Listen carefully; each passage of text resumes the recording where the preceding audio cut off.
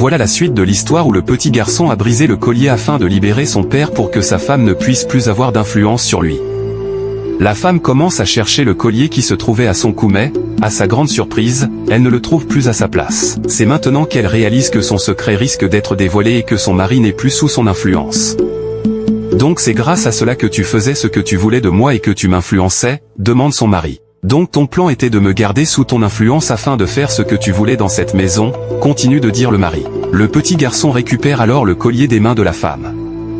La femme s'adresse au petit garçon en disant « Donc c'était toi qui as fait cela ?»« Oui, c'est moi qui ai fait cela pour que tu ne puisses plus influencer mon papa », répond le garçon. La femme voulait alors réprimander le petit garçon lorsque son mari lui demande immédiatement de se taire. Après cela, le mari demande à la femme « Qui est cet homme ?» En ce moment, la femme ne sait plus quoi répondre. Profondément choqué par ce qu'il vient de découvrir, le mari a du mal à garder son calme. Pendant ce temps, sa femme le supplie de l'écouter. Son mari lui pose à nouveau la question « Qui est cet homme ?» C'est mon compagnon, répond finalement sa femme. Donc tu as eu l'audace d'amener ton compagnon dans ma maison et cela ne te pose aucun problème. Et en plus, grâce à ce collier, tu faisais tout ce que tu voulais dans cette maison, dit le mari avec une immense déception. À ce moment, le mari est complètement dépassé par tout ce qu'il vient d'apprendre. Il s'adresse ensuite à l'homme en lui disant « Si quelqu'un faisait la même chose dans ton foyer, serais-tu heureux ?» À cet instant, l'homme ainsi que la femme commencent à lui demander pardon.